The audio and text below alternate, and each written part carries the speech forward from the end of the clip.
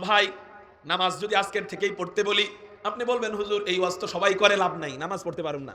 আমি যদি বলি আজকের থেকে পর নারীকে দেখা বন্ধ করেন, আপনি বলবেন হুজুর এটা পারুন না, সম্ভব না। আমি যদি আপনাকে বলি অ্যান্ড্রয়েড মোবাইলে গান শোনা বন্ধ করেন, আপনি বলবেন হুজুর এটি সম্ভব না। আমি যদি আপনাকে বলি মেসেঞ্জারে অবৈধ প্রেম প্রীতি বাদ দেন, আপনি বলবেন হুজুর সম্ভব না। আমি বলবো তোমাকে একটা আমল শিখাইয়া দিয়ে যাই, তুমি বলো সম্ভব না, ওই আমল তোমাকে সম্ভব কইরা ছেড়ে দিবে, ওই আমল তোমাকে সম্ভব বানায় দিবে। সেই একটা মাত্র আমল হলো তওবা। জোরে বলেন কি? হুজুর আমি তো নামাজই পড়ি না, তো নামাজ না পড়লে কি সব নামাজ একসাথে কাজা করে তওবা করলে হইব না বুড়াকালে? বলি না, এটা তওবার নিয়ম না। ফজরের নামাজ পড়েন নাই, নামাজ পড়া কঠিন, কিন্তু তওবা করা তো কঠিন নয়। ফজরের নামাজ পড়েন নাই, তওবা করেন, আল্লাহ আর জীবনে কাজা করবো না। জোহরের নামাজ পড়েন নাই, আবার তওবা করেন, আল্লাহ মাফ করে দাও, আর জীবনে কাজা করবো না।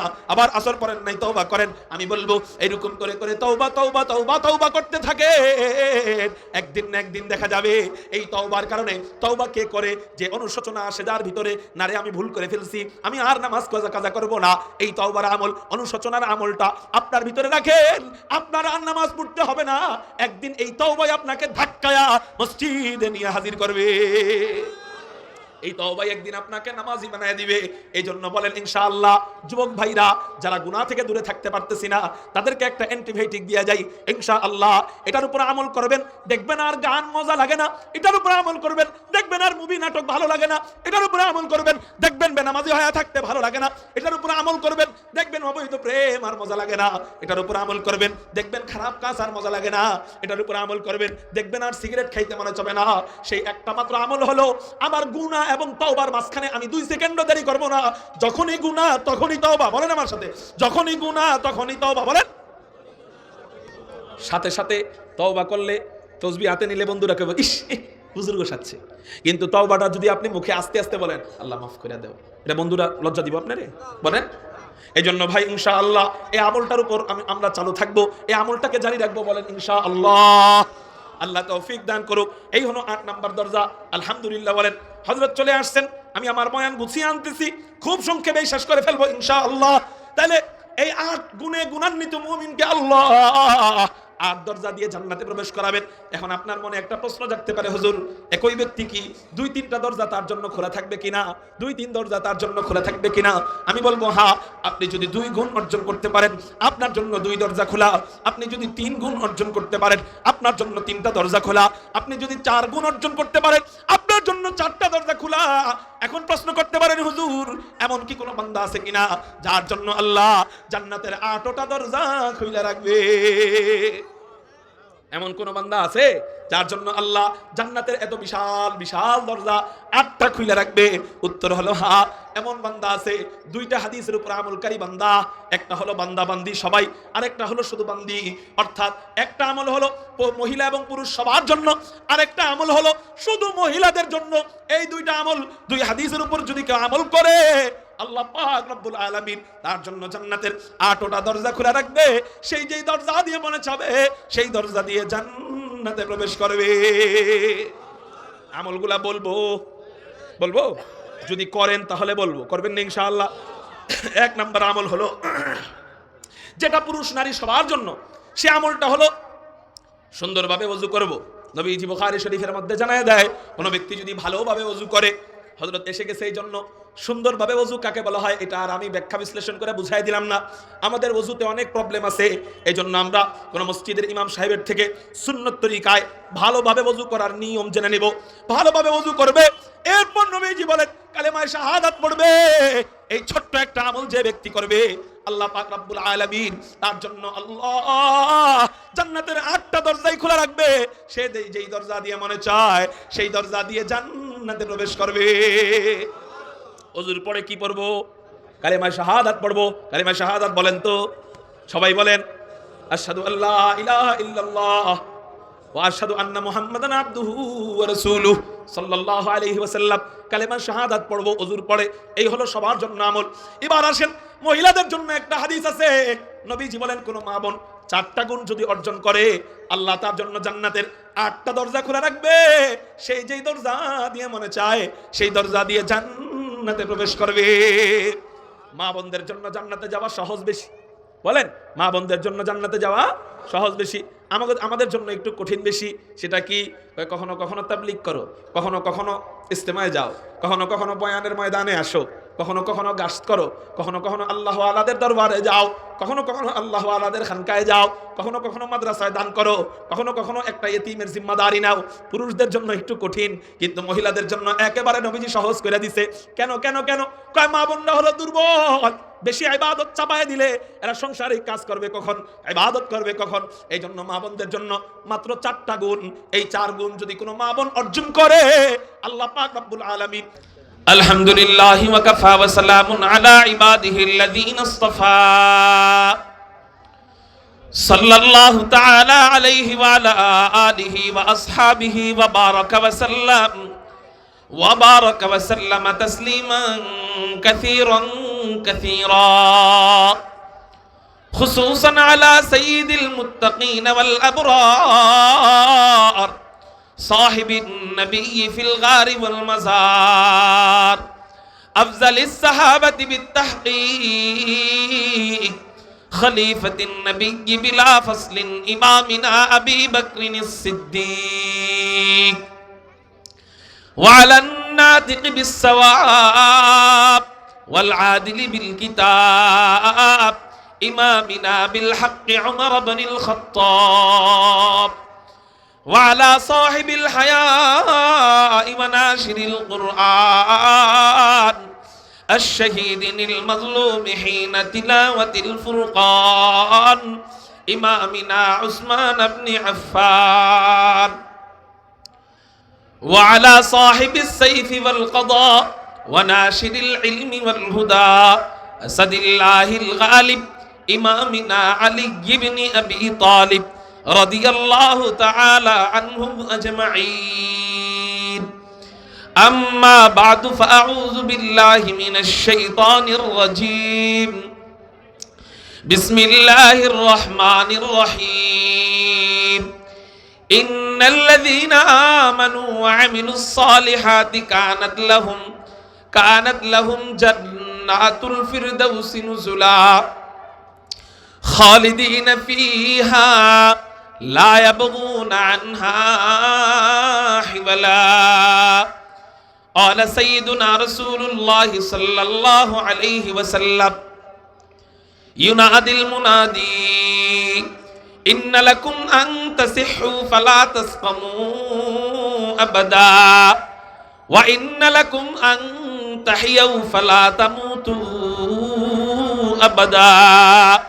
وإن لكم أن تشبوا فلا تهرموا أبدا وإن لكم أن تنعموا فلا تبأسوا أبدا أو كما قال عليه الصلاة والسلام صدق الله مولانا العظيم وصدق رسوله النبي الأمي الكريم ونحن على ذلك لمن الشاهدين والشاكرين والذاكرين والحمد لله رب العالمين সকলেই মহব্বতের সাথে দরুদ শরীফ পড়ি। আল্লাহুম্মা সাল্লি আলা মুহাম্মাদিন ওয়া আলা আলি মুহাম্মাদ কামা সাল্লাইতা আলা ইব্রাহিম ওয়া আলা আলি ইব্রাহিম ইন্নাকা হামিদুম মাজিদ। আল্লাহুম্মা বারিক আলা মুহাম্মাদিন ওয়া আলা আলি মুহাম্মাদ كما باركت على إبراهيم وعلى آل إبراهيم إنك حميد مجيد الحمد لله আল্লাহ জাল্লা জালালুহু ওয়া আম্মা নওয়ালুহুর দরবারে লাখ কোটি শুকরিয়া আদায় করি যে মহান রব্বে করিম আমাদেরকে মুহাম্মাদিয়া দারুল কুরআন হিফজ মাদ্রাসা ও জামিয়া মুহাম্মাদিয়া মহিলা মাদ্রাসার যৌথ উদ্যোগে খতমে বুখারী উপলক্ষে রব্বে কায়নাত রব্বে করিম আমাদেরকে আসার বসার তৌফিক দান করেছেন। সেই জন্য সবাই অন্তরের অন্তঃস্থল থেকে উচ্চ কণ্ঠে শুকরিয়া আদায় করি। চিৎকার দিয়ে বলি আলহামদুলিল্লাহ। মুহতারাম হাজিরিন, আমি আপনাদের সামনে একটি আয়াত তেলাওয়াত করেছি। ইনশাআল্লাহ ভূমিকা লম্বা না করে আয়াতের ভিতরে ঢুকে যাব। আল্লাহ পাক রব্বুল আলামিন কুরআনুল কারীমের মধ্যে বলেন, আউযু বিল্লাহি মিনাশ শাইতানির রাজীম, বিসমিল্লাহির রহমানির রহিম।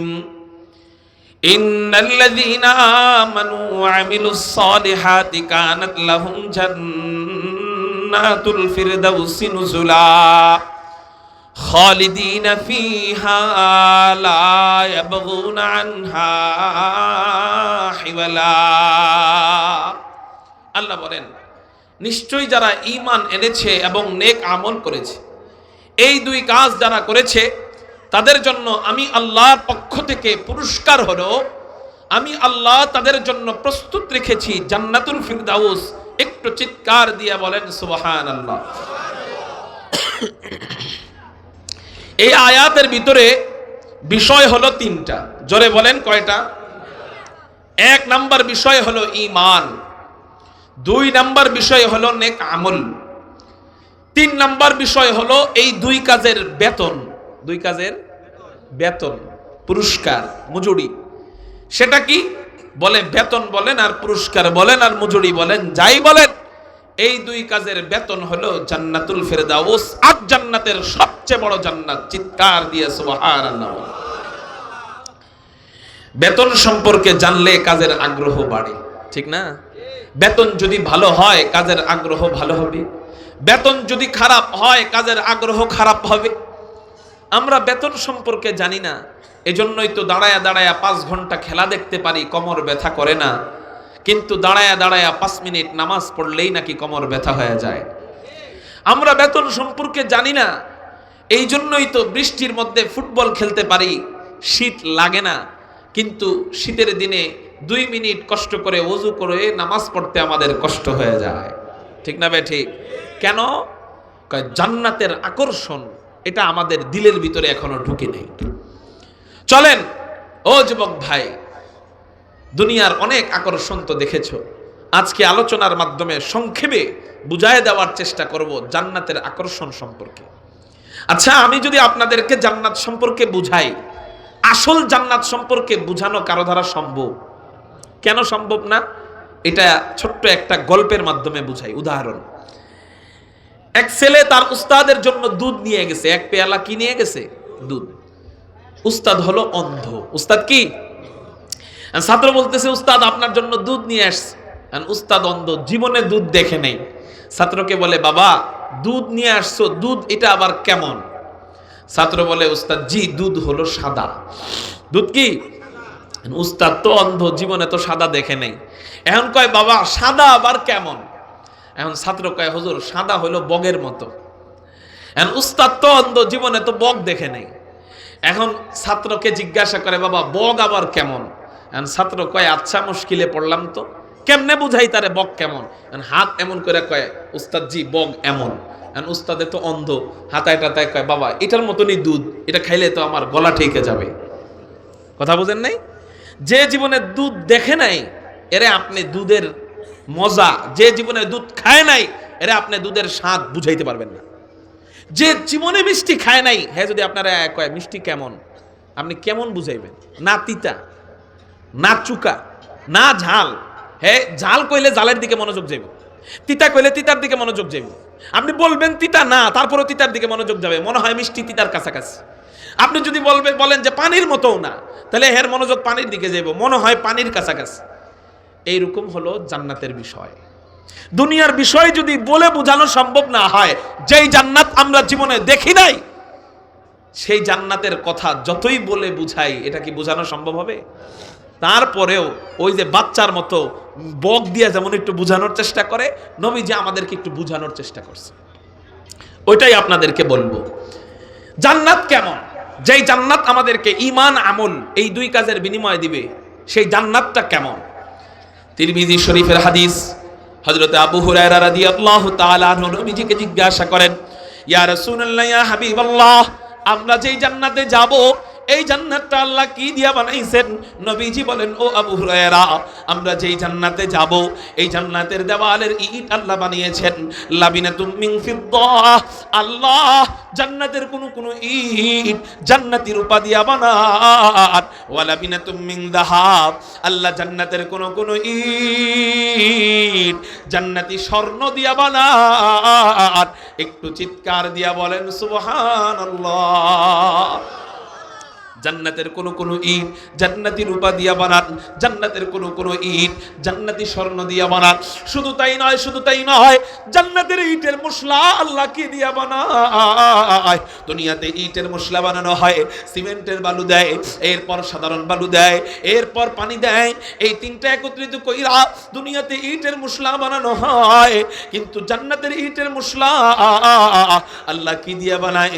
নবীজি তিরমিজি শরীফের মধ্যে জানায়া দেয়, আল্লাহ পাক রব্বুল আলামিন জান্নাতের ইটের মশলা জান্নাতি আতর মিশক আম্বর দিয়া আল্লাহ পাক রব্বুল আলামিন জান্নাতের ইটের মশলা তৈরি করে। এই নিয়ে আপনাদের সাউন্ড আকাশ পাতাল প্রকম্পিত করে উচ্চ কণ্ঠে চিৎকার দিয়ে বলি না আল্লাহু আকবার? এই সাউন্ড আপনাদের থেকে আমি চাই, পাবো তো ইনশাআল্লাহ। জান্নাতি আলোচনায় এই মরা মানুষের মতো সাউন্ড মানায় না। আল্লাহু আকবার। জান্নাতের ইটের মশলা, এই মশলা আল্লাহ কি দিয়া বানায়? বলে জান্নাতি আতর মিশক আম্বর দিয়া আল্লাহ জান্নাতের ইটের মশলা বানায়। এই জন্যই তো জান্নাতের এমন ঘ্রাণ। নবীজি হাদিসের মধ্যে বলেন, জান্নাতীরা যখন জান্নাতের কাছে যাবে কত দূর থেকে জান্নাতের ঘ্রাণ পাওয়া যাবে? নবীজি বলেন 40 সানা। জান্নাতীরা 40 বছর দূর থেকে জান্নাতের ঘ্রাণ পাইতে থাকবে। বাতাসের ব্যবস্থা করেন, ভলান্টিয়ার নাই কই?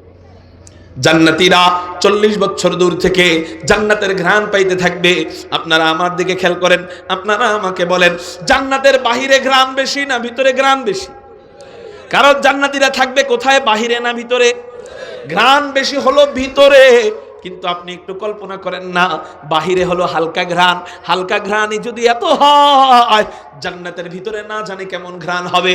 জান্নাতি ফুলের ঘ্রাণ না জানি কেমন হবে, জান্নাতি পোশাকের ঘ্রাণ না জানি কেমন হবে, জান্নাতি বিবিদের দেহের ঘ্রাণ না জানি কেমন হবে। বলে আল্লাহ জান্নাতের ভিতরের ঘ্রাণ না জানি কেমন দিবে। একটু চিৎকার দিয়া বলেন না সুবহানাল্লাহ। প্রেমিক তার প্রেমিকাকে গোলাপ ফুল হাদিয়া দেয়।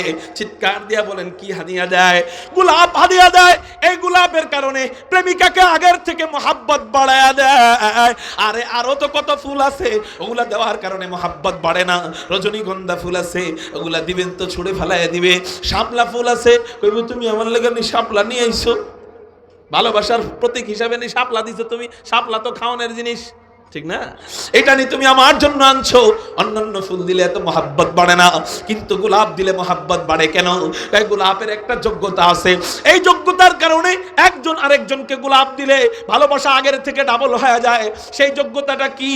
বলে গোলাপের মিষ্টি একটা ঘ্রাণ আছে, এই ঘ্রাণের কারণে একজন আরেকজনকে মোহাব্বত করে।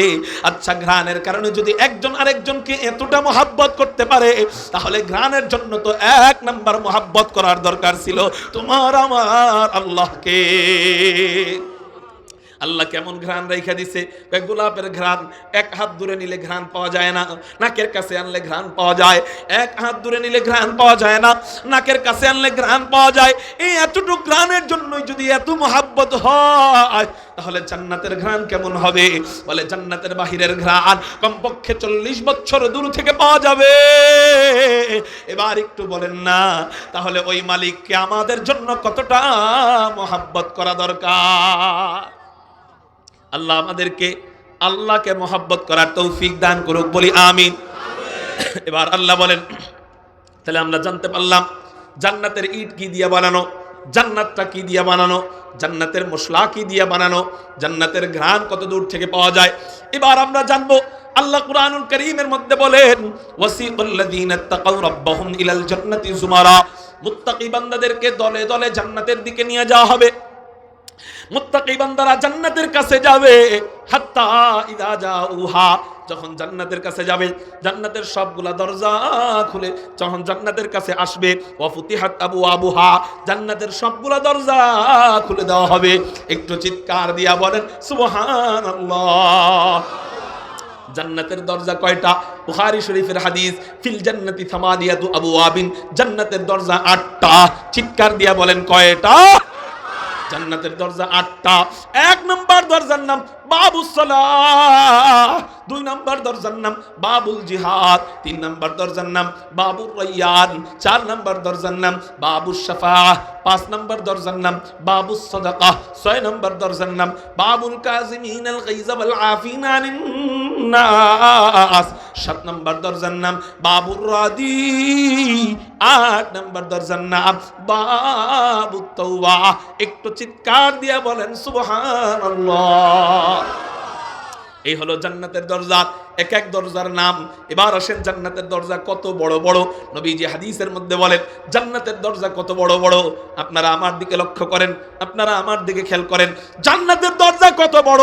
ওই যে আপনাকে যদি কল্পনা করতে দেই যে একটু চোখ বন্ধ করে কল্পনা করেন না জান্নাতের দরজা কত বড় হবে, আপনার কল্পনা ওই অন্ধ উস্তাদের মতো হয়ে যাবে, বগের দিকে চলে যাবে। আপনার মনে হবে জান্নাতের দরজা মনে হয় আমাদের এলাকার এমপি সাহেবের বাড়ির মেন গেটের মতো, জান্নাতের দরজা মনে হয় প্রধানমন্ত্রীর বাড়ির মেন গেটের মতো।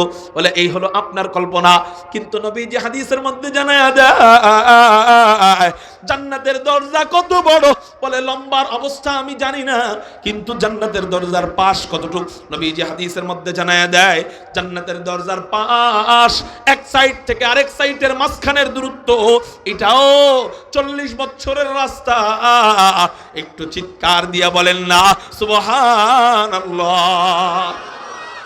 এটাও 40 বছরের রাস্তা। আচ্ছা হুজুর বারবার 40 বছর বলতেছেন, 40 বছর কত দূরে হইতে পারে?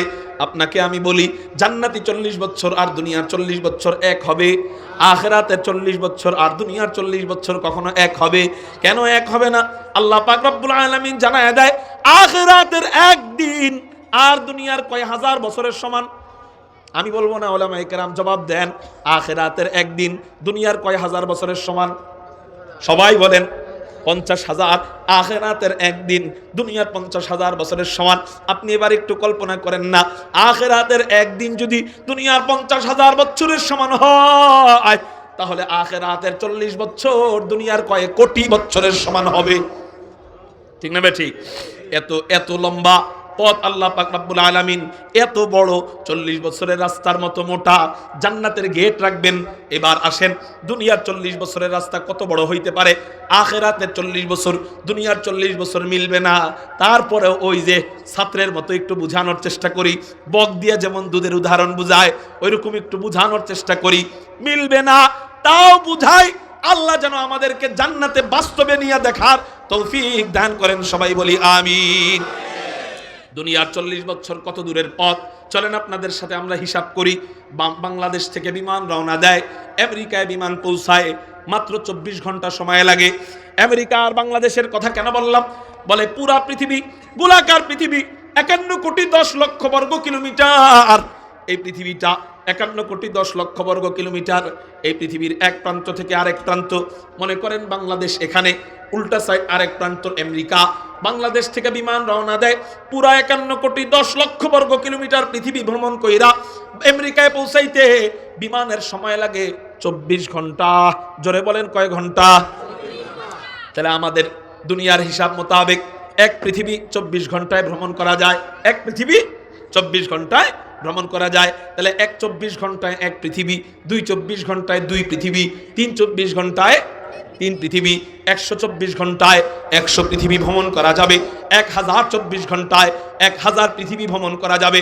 এবার আসেন 40 বছরের ভিতরে কয়টা 24 ঘন্টা আছে? কয় ঘন্টা আছে এটা বলতেছি না, কয়টা 24 ঘন্টা আছে? 40 বছরের ভিতরে 14,624টা ঘন্টা আছে। কয়শো? 14,624টা ঘন্টা।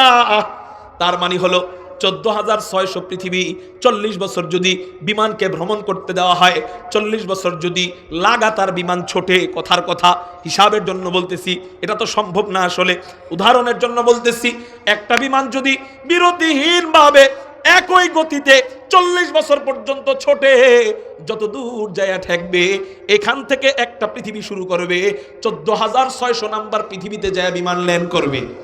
সুবহানাল্লাহ বলেন।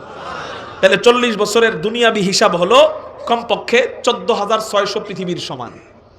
এবার আসেন, জান্নাতি গেট যদি দুনিয়ার হিসাব মোতাবেকও ধরেন, আপনি কথার কথা দুনিয়ার হিসাব মোতাবেকও যদি ধরেন, তাহলে জান্নাতের গেট এখান থেকে শুরু, 1 পৃথিবী, 2 পৃথিবী, 3 পৃথিবী, এরকম 14,600 পৃথিবীর ওই সাইডে যায় জান্নাতের একটা গেটের শেষ। আরো আস্তে কোন সুবহানাল্লাহ। এটা দুনিয়ার হিসাব দিলাম ওই যে ছাত্রের মতো, বগের উদাহরণের মতো, কিন্তু মিলে না। এর চেয়েও ছোট না বড়? এত বড় বড় জান্নাতের দরজা থাকবে 8টা। কয়টা? এখন এই দরজাগুলা দিয়ে কারা প্রবেশ করবে? কোন দরজা দিয়ে কারা প্রবেশ করবে? মুমিন এক একজন এক এক ক্যাটাগরির হয়, এক একজন এক এক গুণে গুণান্বিত হয়। 8 গুণে গুণান্বিত মুমিনকে আল্লাহ 8 দরজা দিয়ে প্রবেশ করাবেন। যেমন নামাজে যে অভ্যস্ত, নামাজ যে ভালোবাসে, 5 ওয়াক্ত নামাজ পড়ে, আল্লাহ পাক রব্বুল আলামিন তাকে 1 নম্বর দরজা বাবুস সালাহ নামক দরজা দিয়ে জান্নাতে ঢুকাবেন। যে নাকি জিহাদ করবে, আল্লাহ তাকে বাবুল জিহাদ নামক দরজা দিয়ে জান্নাতে ঢুকাবেন। আপনাদেরকে আমি একটা কুইজ ধরি, কুইজ বলবো না, এটা আপনারা জবাব দিবেন। 3 নম্বর দরজার নাম বাবুর রায়্যান। বাবুর রায়্যান নামক দরজা দিয়ে, উলামায়ে কেরাম বলবেন না, আপনারা বলবেন, বাবুর রায়্যান নামক দরজা দিয়ে কারা জান্নাতে প্রবেশ করবে? মাশাআল্লাহ, এই তো ভালো মুসল্লি দেখা যায়। বাবুর রায়্যান নামক দরজা দিয়ে কারা জান্নাতে প্রবেশ করবে? জোরে কোন? রোজাদার।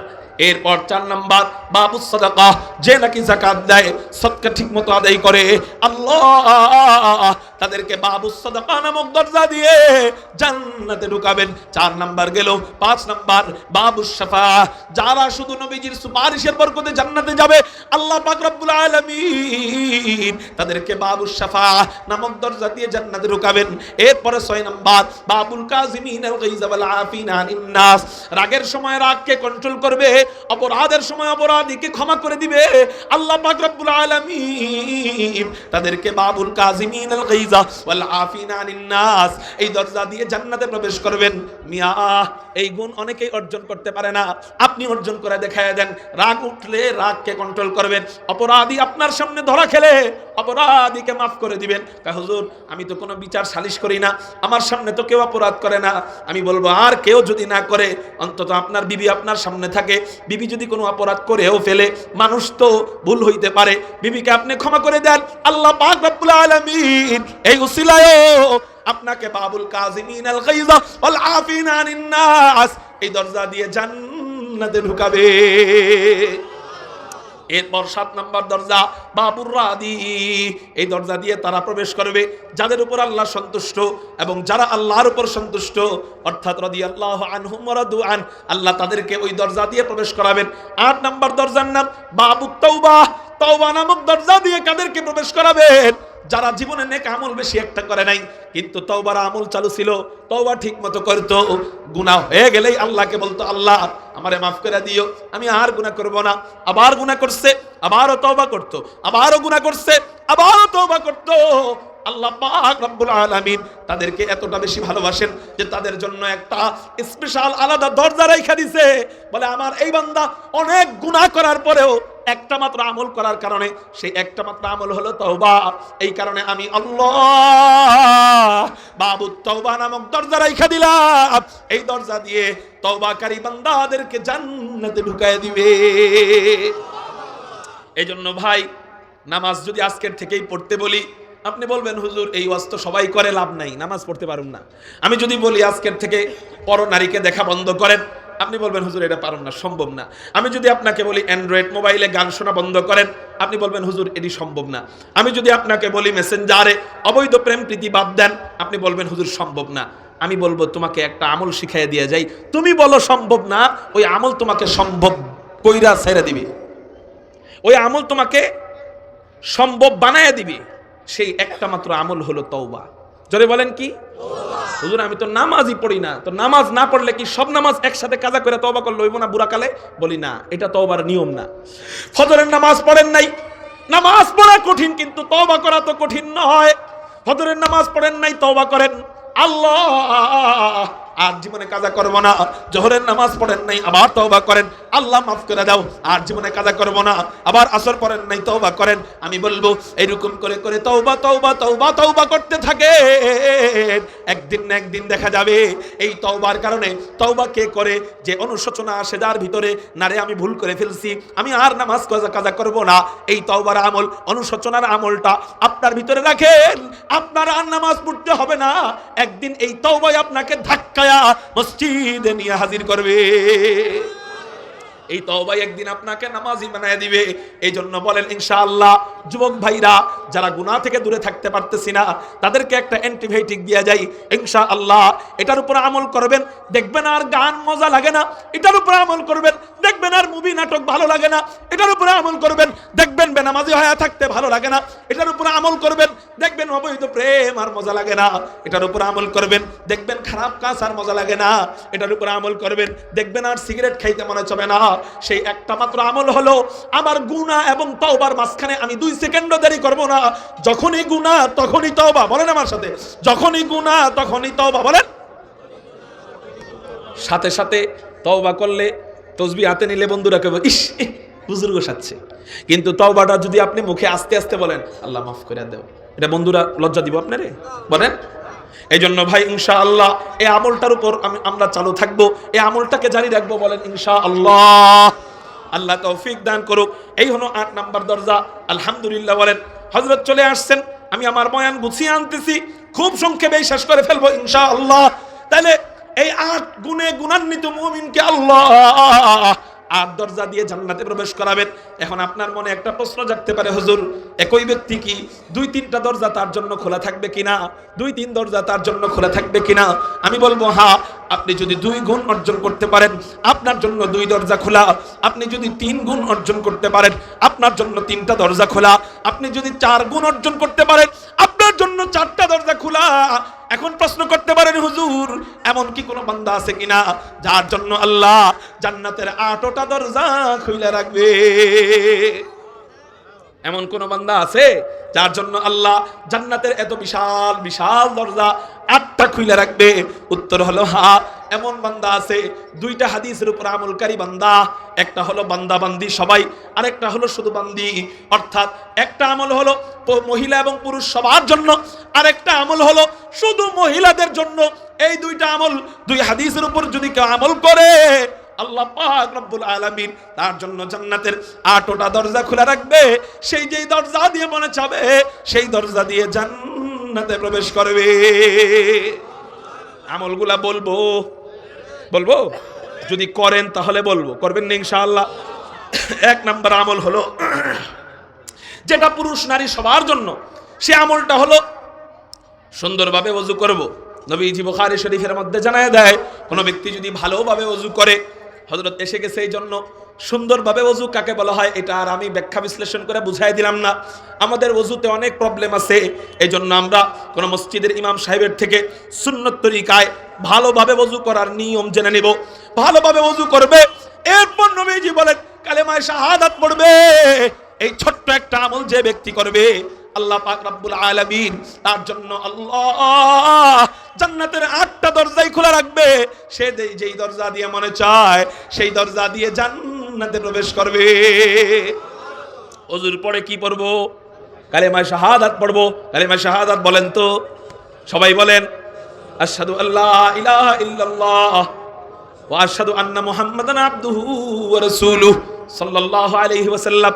কালেমা শাহাদাত পড়ব ওযুর পরে, এই হলো সবার জন্য আমল। এবার আসেন মহিলাদের জন্য একটা হাদিস আছে। নবীজি বলেন কোন মা বোন 4টা গুণ যদি অর্জন করে আল্লাহ তার জন্য জান্নাতের 8টা দরজা খোলা রাখবে। সেই যেই দরজা দিয়ে মনে চায় সেই দরজা দিয়ে জান্নাতে প্রবেশ করবে। মা বোনদের জন্য জান্নাতে যাওয়া সহজ বেশি, বলেন। মা বোনদের জন্য জান্নাতে যাওয়া সহজ বেশি, আমাদের জন্য একটু কঠিন বেশি। সেটা কি? কখনো কখনো তাবলীগ করো, কখনো কখনো ইস্তেমায় যাও, কখনো কখনো বয়ানের ময়দানে আসো, কখনো কখনো গাশ করো, কখনো কখনো আল্লাহ আলাদের দরবারে যাও, কখনো কখনো আল্লাহ আলাদের খানকায় যাও, কখনো কখনো মাদ্রাসায় দান করো, কখনো কখনো একটা ইতিমের জিম্মাদারি নাও। পুরুষদের জন্য একটু কঠিন, কিন্তু মহিলাদের জন্য একেবারে নবীজি সহজ করে দিছে। কেন কেন কেন? কয় মা বোনরা হলো দুর্বল, বেশি ইবাদত চাপায় দিলে এরা সংসারিক কাজ করবে কখন, ইবাদত করবে কখন? এই জন্য মা বোনদের জন্য মাত্র 4টা গুণ। এই 4 গুণ যদি কোনো মা বোন অর্জন করে, আল্লাহ পাক রব্বুল আলামিন তার জন্য জান্নাতের 8টা দরজা খোলা রাখবে। সেই যেই দরজা দিয়ে মনে চায় সেই দরজা দিয়ে জান্নাতে প্রবেশ করবে। এই গুণগুলা কি কি? 1 নাম্বার, নবীজি বলেন ইদা সাল্লাতিল মারআতু খামসাহা, 5 ওয়াক্ত নামাজ ঠিকঠাক মতো পড়বে। কয় ওয়াক্ত নামাজ? আমাদের ঘরের মা বোনরা 5 ওয়াক্ত নামাজ পড়ে। কাদের মা বোন? হাত উঠাই তো দেখি। পড়ে? হাত নামান। এখন যদি আপনাদেরকে বুকে হাত দিয়া সত্য একটা কথা কই, অনেকে বলতে পারবেন না, অনেকে বলতে পারবেন না। সেটা হলো অধিকাংশ বাড়ির মা বোনদের দুপুরের খানা রান্না করতে যায়া, কাপড় চোপড় ধুইতে যায়া জোহরের নামাজকে পড়ে আসরের টাইমে। ঠিক না ভাই? ঠিক। অনেক নামাজিদের ঘরের ভিতরেও দেখছি, হুজুরদের ঘরেও দেখছি, দুপুরের রান্না রানতে যায়া, খানা খাইতে যায়া জামাই খানা আপনার নামাজ পড়ে আসে, সে পাক বসায়, আছে না নাই? এরপরে নামাজ পড়তে পড়তে তার আসরের আজান দেয়, হে আল্লাহ আল্লাহ আল্লাহ, জোহরের রক্ত শেষ হয়ে গেল রে, আজানটা দিয়েই দিল রে, এই কথা কয়ে জোহরের নামাজে দাঁড়ায়, আছে না নাই? এর জন্য 1 নাম্বার দায়ী হবেন পুরুষরা। কেন? বলে আপনি কেন তাকে শাসন করলেন না এবং বললেন না, চাপ দিলেন না যে তুমি রান্না আমার বড় না, নামাজ আমার বড়। তোমার যদি রানতে দেরি হয়, রান্না শুরু করো তুমি 12টার থেকে। কেন? তোমার রানতে দেরি হইলে তুমি 10টার থেকে শুরু করো। ঠিক না ভাই? ঠিক। যদি 10টার থেকে শুরু না করতে পারো, দেরি করে তোমার রান্না করতেই হয়, তাহলে এক কাজ করো, নামাজের টাইম হইলে আগে নামাজ পড়ো, এরপর রান্না করো। রান্না মাঝামাঝি আছে, এখন যদি রান্না রাইখা নামাজ পড়তে যায়, চুলার তরকারি পুড়ে যাবে, চুলা বন্ধ করে দাও, আগে নামাজ পড়ো, তারপর রান্না করতে আসো। এইভাবে আমরা পুরুষরা যদি টাইট করি, মা বোনরা তো আলহামদুলিল্লাহ বলবে। কেন? যে যাক, দুপুরের খানা দেরি হইলেও সে এখন রাগ করে না নামাজের জন্য। দেখবেন ঘরের মধ্যে বরকত এসে যাবে। পারবো না ইনশাআল্লাহ? ফজরের সময় কি করি? আমি মুসল্লি নামাজ পড়তে বাইরে যাই, বিবির সাথে গল্প করছি, সারাদিন গার্মেন্টসে কাজ করছি, রাত্রেবেলা গল্প করছি 3টা পর্যন্ত। এখন চিন্তা করি বিবিরে যদি ডাক দিই কষ্ট পাবে, থাক, সারা রাত কাজ করতে করতে, বাচ্চাদেরকে সামলাইতে সামলাইতে, সাংসারিক কাজ করতে করতে, ঘুমাইতে ঘুমাইতে রাত 1টা 2টা 3টা হয়ে গেছে, থাক, আমি পুরুষ মানুষ, আমি সহ্য করতে পারবো, সকালবেলা ঘুম থেকে উঠে নামাজ পড়তে পারবো, কিন্তু বিবির উঠতে কষ্ট হয়ে যাবে। এই মায়া কইরা অনেক সময় বিবিকে ডাক দেয় না, 9টা বাজে ডাক দেয়, 8টা বাজে ডাক দেয়। এই জন্য জাহান্নামে আগে যাইতে হইব স্বামীর। ঠিক না ভাই? ঠিক। এই জন্য 1 নাম্বার গুণ, ইদা সাল্লাতিল মারআতু খামসাহা, 5 ওয়াক্ত নামাজ মা বোনরা পড়বে। ঠিকঠাক মতো পড়ানোর দায়িত্ব আমাদের ইনশাআল্লাহ। আমরা আমাদের মা বোনদেরকে নামাজ পড়ানোর জিম্মাদারি নিলাম। কারা কারা রাজি আছেন? আল্লাহু আকবার বলে 2 হাত আল্লাহরে দেখান। রাজি আছেন ইনশাআল্লাহ? আল্লাহ তুমি কবুল করো, বলি আমিন। 2 নাম্বার গুণ, ওয়াসামাত শাহরাহা, রমজান মাসে রোজা রাখবে। আলহামদুলিল্লাহ সুম্মা আলহামদুলিল্লাহ। এই দিক দিয়ে মা বোনরা আগায়া, পুরুষরা রোজা না রাখলেও মা বোনরা রাখার চেষ্টা করে। আপনি একটু উৎসাহ দিবেন যাতে করে রমজানের কোন রোজা অসুস্থ হওয়া ব্যতীত কাজা না করে। কোন অসুস্থ? মা বোনদের একটা অসুস্থতা আছে, নির্ধারিত একটা সময় আসে, সেটা ব্যতীত যেন কোনোভাবেই রোজাটা কাজা না করে ইনশাআল্লাহ। এই বিষয়ে সচেতন হব তো ইনশাআল্লাহ। তাহলে মা বোনদের জন্য 4 গুণের 1 নাম্বার 5 ওয়াক্ত নামাজ পড়া। 2 নাম্বার গুণ বলেন রমজান মাসে রোজা রাখা। 3 নাম্বার গুণ, ওয়া হাফিজাত ফারাজাহা, লজ্জাস্থানকে হেফাজত করবে, লজ্জাস্থানকে সংরক্ষণ করবে, সতীত্বকে রক্ষা করবে, ঠিক মতো পর্দা করে চলবে। লজ্জাস্থানের হেফাজত করার ব্যাখ্যা হলো, শুধু যে লজ্জাস্থান হেফাজত করবে বিষয়টা এমন নয়। মহিলাদের সব স্থান হলো লজ্জাস্থান। মহিলাদের চুলের আগা থেকে নিয়ে পায়ের নিচ পর্যন্ত হলো আওরাত, সতর। পুরুষদের সতর হলো নাভির নিচ থেকে নিয়ে হাঁটুর নিচ পর্যন্ত, কিন্তু মা বোনদের সতর হলো মাথার উপর থেকে নিয়ে পায়ের নিচ পর্যন্ত। বলে প্রত্যেকটা অঙ্গ প্রত্যঙ্গ পর পুরুষ থেকে হেফাজত করবে, পর্দা পুশিদা মোতাবেক চলবে। 4 নাম্বার গুণ হলো আতা আযওজাহা, স্বামীর অনুগত্য করবে। স্বামীর অনুগত্য মানে স্বামীর কথা মোতাবেক চলবে। স্বামী যেটা বলবে এটা বিপরীত কাজ করবে না, ঘরের সংসারের কাজ করবে। এই সংসারের কাজের মধ্যেও সওয়াব, এই জন্য জান্নাত রেখে দিয়েছে। সওয়াবের নিয়তে পাতিলা মাজবে, সওয়াবের নিয়তে স্বামীর মাথা বানায় দিবে, সওয়াবের নিয়তে স্বামীর হাত বানায় দিবে, সওয়াবের নিয়তে স্বামীর খেদমত করবে, সওয়াবের নিয়তে বাচ্চাদের খেদমত করবে, বেশি নামাজ বেশি নফল পড়ার টাইম নাই, ভাই কোনো সমস্যা নাই, সওয়াবের নিয়তে বাচ্চার খেদমত করো, সওয়াবের নিয়তে স্বামীর খেদমত করো। কি হবে? এই 4টা গুণ অর্জন করবে। আমার কথা শেষ। এই 4 গুণ আপনারা মুখস্থ শোনাইতে পারবেননি।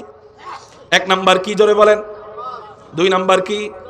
3 নাম্বার লজ্জা স্থানকে হেফাজত করবে। 4 নাম্বার স্বামীর অনুগত্য করবে। নবীজি বলেন কিলালাহা, তাকে বলা হবে উদখুলিল জান্নাতা মিন আই আবওয়াবিল জান্নাতি শিতি। ও মহিলা, ও মেয়ে, যাও, তোমার জন্য আল্লাহ জান্নাতের 8টা দরজা খোলা রাখছে। তোমার যেই দরজা দিয়ে জান্নাতে প্রবেশ করতে মনে চায় সেই দরজা দিয়ে জান্নাতে প্রবেশ করো। তাহলে আমরা পাইলাম জান্নাতের দরজা সম্পর্কিত আলোচনা। জান্নাতের দরজা কি দিয়ে বানাইছে, কয়টা বানাইছে, এক একটার নাম কি, কোনটা দিয়ে কারা প্রবেশ করবে, 8টা দরজা দিয়ে কারা প্রবেশ করবে। চলেন আমি শেষ করে দিতেই চেয়েছিলাম, হুজুর যেহেতু চা খাচ্ছে, এই চা খাওয়ার শেষ পর্যন্ত একটা হাদিস আপনাদেরকে বলি। এবার আমরা জান্নাতের দরজা দিয়ে ভিতরে ঢুকবো। কি ঢুকবো? মাত্র ভিতরে ঢুকতেছি। ভিতরে ঢুকার পর ফকিন্নির পোলাগো যদি রাজপ্রাসাদের ভিতরে ঢুকানো হয়, ফকিরনিরা একটু টেনশনে পড়ে যাইব। আপনি একজন ফকির, রাস্তার ফকির, এরে ঢইরা আপনি রাজপ্রাসাদে ঢুকাইয়া ওরে বললেন এটি সত্তর। ফকির রে কইলেন কি এগুলা সত্তর। হে চিন্তায় পড়ে যাবে। কিসে? কেন চিন্তায় পড়বে? এত বড় বড় বালাখানা, এত বড় বড় খাওন, এটি আবার আমার কেমনে হয়? ঠিক না? তো জান্নাতের তুলনায় আমরা ফকির না? আমাদেরকে জান্নাতে দিয়ে দেওয়ার পর আমরা 4টা জিনিস নিয়ে টেনশন করব। 1 নাম্বার জিনিস হলো আমি যদি আবার অসুস্থ হয়ে যাই। 2 নাম্বার টেনশন করব এত সুন্দর জান্নাত পাওয়ার পর আমি যদি আবার মারা যাই। 3 নাম্বার টেনশন করব এত সুন্দর জান্নাতের যৌবন পাওয়ার পর আমি যদি আবার বুড়ো হয়ে যাই। 4 নাম্বার টেনশন করব এত সুন্দর জান্নাতের নিয়ামত দেওয়ার পর আল্লাহ আমার থেকে এই নিয়ামতগুলো যদি ছিনায় নিয়ে যায় তাহলে তো জান্নাত পাওয়ার চেয়ে না পাওয়াই ভালো ছিল।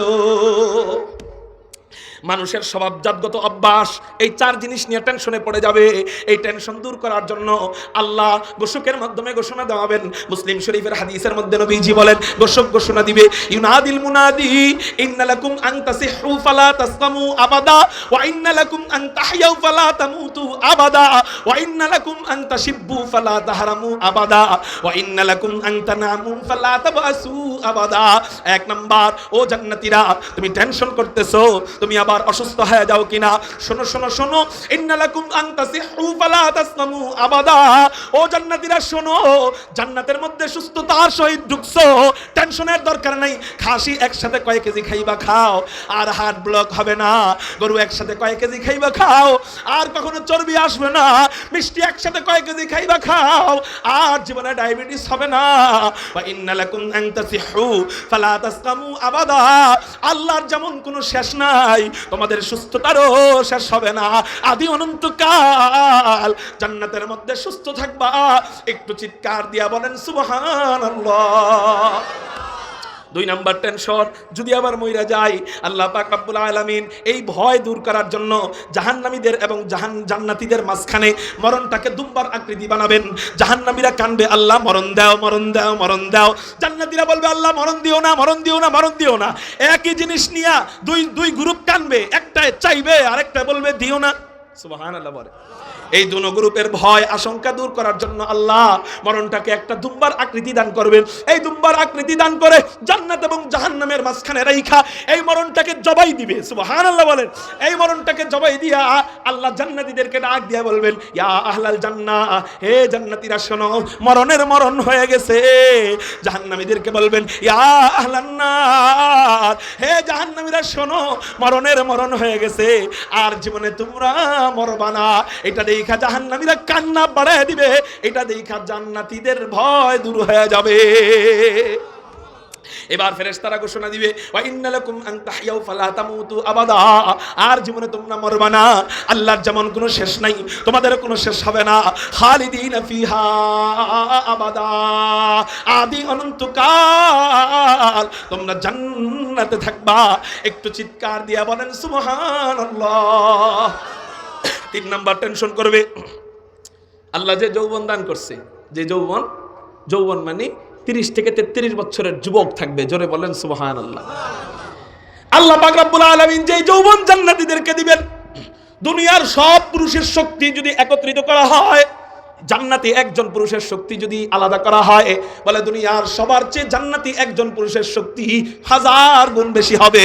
একটু চিৎকার দিয়া বলেন সুবহানাল্লাহ। হঠাৎ করে এত শক্তি পাওয়ার পর একটু টেনশনে পড়ে যাবে, যদি আবার এই যৌবন চলে যায়, যদি আবার বুড়ো হয়ে যায়, তাহলে কি হবে? আল্লাহ ঘোষকের মাধ্যমে ঘোষণা দেওয়া হবে, ওয়া ইন্না লাকুম আন তাশিব্বু ফালা তাহরামু আবাদা। ও জান্নাতীরা শোনো, তোমরা যেই যৌবন নিয়ে ঢুকছো, এই যৌবন আর কোনোদিন যাবে না।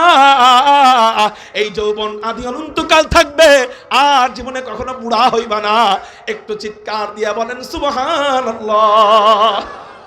4 নাম্বার টেনশন করবে জান্নাতের নেয়ামত, এগুলা যদি আবার কইমা যায়, তখন তো জান্নাত পাওয়ার চেয়ে না পাওয়াই ভালো ছিল, পাওয়ার চেয়ে না পাওয়াই ভালো ছিল। হুজুর আমি আরেকটু বলি, হ্যাঁ খুব মনোযোগ। হ্যাঁ, এখানে একটা কথা না বললে ভালো লাগতেছে না, সেটা হলো জান্নাতি নেয়ামত কেমন একটু আগে বলছি না, এটা বোঝানো সম্ভব না। একটা কথা বলি, জান্নাতি বাগান কত বড় এটা আজকে বলবো না, জান্নাতি গাছগুলা কত বড় এটা আমি বলবো না, জান্নাতি এক এক বাড়ি কত বড় এটা আমি বলবো না। আমি শুধু একটা হাদিস বলবো, জান্নাতের খাট কত বড়। হযরত আমার পাশে বসা, বিশ্বাস না হলে জিজ্ঞাসা করে দেখেন, তিরমিজি শরীফ 2য় খণ্ডের মধ্যে নবীজি জানায় দেয়, আল্লাহ জান্নাতীদের এক এক খাট কত বড় দান করবেন। আপনাদেরকে যদি আমি বলি, চোখ বন্ধ করে কল্পনা করেন জান্নাতের খাট কত বড় হইতে পারে, আপনার কল্পনা বগের মতো হবে। কিসের মতো হইব? মনে আছে নি কথাটা? আপনার কল্পনা ওইরকম হবে। আসেন আসেন আসেন, একটু ওই দুনিয়ার কল্পনার থেকে বাহিরের জগতে চলে যাই। আল্লাহ পাক রব্বুল আলামিনের হাবিব জানায় দেয়, জান্নাতীদের এক এক খাট কত বড় হবে। এক খাট যদি দুনিয়াতে রাখা হয়, খাটের নিচের জায়গা জমিনে ঠেকা যাবে, খাটের উপরের অংশ আসমানে ঠেকা যাবে। এখান থেকে একটা চিন্তার বিষয় আছে, এক খাট যদি হয় দুনিয়ার সমান, ওই খাট যেই রুমে থাকবে, রুমটা কত বড় হবে। ওই রুম যদি হয় এত বড়, ওই রুম যেই ফ্ল্যাটে থাকবে, ফ্ল্যাটটা কত বড় হবে। ওই ফ্ল্যাটটা যদি হয় এত বড়, ওই ফ্ল্যাট যেই তলায় থাকবে, ওই তলা কত বড় থাকবে।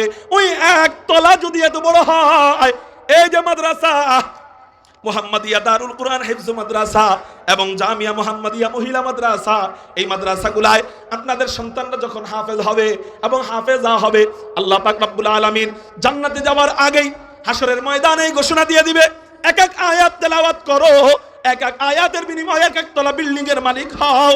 কুরআনুল কারীমের মধ্যে ৬২৩৬ আয়াত রয়েছে, মতান্তরে কম বেশি হইতে পারে। ৬২৩৬ আয়াত আপনার বাচ্চা যখন এই মুহাম্মাদিয়া মাদ্রাসা থেকে হাফেজ এবং হাফেজা হয়ে আল্লাহর দরবারে যায় তেলাওয়াত শুরু করবে, এইরকম করে ৬২৩৬ তলা বিল্ডিং এর মালিক আল্লাহ আপনার ছেলে এবং মেয়েকে যখন বানায় দিবে, আপনি শুধু একটু কল্পনার সাগরে চলে যান। এক খাট যদি হয় দুনিয়ার সমান, তাহলে ৬২৩৬ তলা জান্নাতে কত বড় হবে। তাহলে বলেন, সন্তানদেরকে মাদ্রাসায় পড়াইলে লাভ না লস? জান্নাতের কথা তো শুনলাম, এখন আমরা একটা আমল করব, সেটা হলো এই আমলটা এমন আমল, আমাকে যদি আল্লাহ জান্নাতি জাহান্নামী বানাইয়াও দেয়, জাহান্নামী বানানোর পরে জান্নাতে ঢোকার অপশন সাধারণত আছে? সাধারণত নাই। আল্লাহ যদি কেউকে লেখা দেয় এটা জাহান্নামী, ওরা নিয়ে যা, ফেরেশতারা নিয়ে যাবে, নেওয়ার পরে সাধারণত অপশন নাই, আর জান্নাতে যাবে। কেউ পারবে না আল্লাহ ছাড়া তাকে জান্নাতের দিকে পাঠানো। কিন্তু আল্লাহ আপনারা জাহান্নামী বানায় দিলেও যদি একটা ছেলেকে কষ্ট করে হাফেজ বানায় যান, কি হবে? একটা মেয়েকে কষ্ট করে হাফেজা বানায় যান, তো কি হবে? ওয়াশাফাহু ফি আশারাতিন মিন আহলি বাইতিহি ক্বাদ ওয়াজাবাত লাহুমুন নার। ওই হাফেজ, ওই হাফেজা 10 জনকে সুপারিশ করে, 10 জন জাহান্নামীকে সুপারিশ করে জান্নাতে নিয়ে যাবে। তখন ইঞ্জিনিয়ারের বাপরা আফসোস করবে, আহারে আমার একটা পোলারে যদি আমি হাফেজ বানাইতাম, একটা মেয়েরে যদি আমি মাদ্রাসায় পড়ায় আলেমা বানাইতাম, তাহলে না জানি আজকে আমার কতই ভালো হইতো। কিন্তু ওই আফসোসে কোনো কাজ হবে। এই জন্য সন্তানদেরকে আল্লাহ, কত মানুষকে সন্তান দেয় না, আছে না নাই? কত মানুষকে আল্লাহ সন্তান দেয় না, সন্তান হওয়ার পরে মারা যায়, সন্তান না হওয়ার কারণে আরেক বিয়ে করে, সন্তান না হওয়ার কারণে ঘরের মধ্যে জাহান্নামের টুকরা হয়ে থাকে, কত অশান্তি। কিন্তু আল্লাহ আপনাকে 2 জন সন্তান দান করছে, 5 জন সন্তান দান করছে। আপনি নিয়ত করেন এই সন্তানগুলাকে আপনি জান্নাতে যাওয়ার উসিলা হিসেবে মাদ্রাসায় দিয়ে যাবেন। কি হবে? আপনি যদি জাহান্নামে চলেও যান, ওই সন্তানের সুপারিশের বরকতে আল্লাহ আপনাকে জাহান্নামের থেকে টাইনা জান্নাতে দিয়ে দিবে। তাহলে জান্নাতের এত বড় বড় নেয়ামত পাওয়ার জন্য ইনশাআল্লাহ আমরা এই মুহূর্তেই নিয়ত চেঞ্জ করে ফেলি যে আমাদের সন্তান, আমাদের নাতিনাতকুর আমরা মাদ্রাসায় ভর্তি করব। ওয়াদা যারা দিবেন তারা হাত উঠাবেন, আজাইরা ওয়াদা দিবেন না।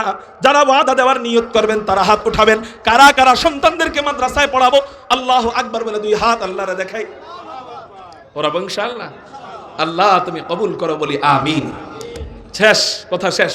ওই জান্নাতীরা চিন্তা করবে, এক এক খাট এত বড়, এক রুম এত বড়, এক ফ্ল্যাট এত বড়, এটা যদি আল্লাহ আবার নিয়ে যায় তখন কি হবে? ঘোষণা দিবে, না ইন্না লাকুম আন তানামু ফালা তাবআসু আবাদা।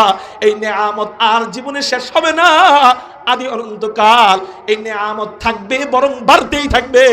একটু চিৎকার দিয়া বলেন সুবহানাল্লাহ। আল্লাহ আমাদেরকে নেক আমল, ঈমান এবং নেক আমল এবং সন্তানদেরকে মাদ্রাসায় পড়ানোর বরকতে এই উসিলায় আল্লাহ আমাদেরকে জান্নাতের জন্য কবুল করে নেন। সবাই বলি আমিন। মুহতারাম হাজিরিন, এই মাদ্রাসার অনেক খরচ, আপনারা একটু তাই মাশাআল্লাহ সবাই বলেন আলহামদুলিল্লাহ।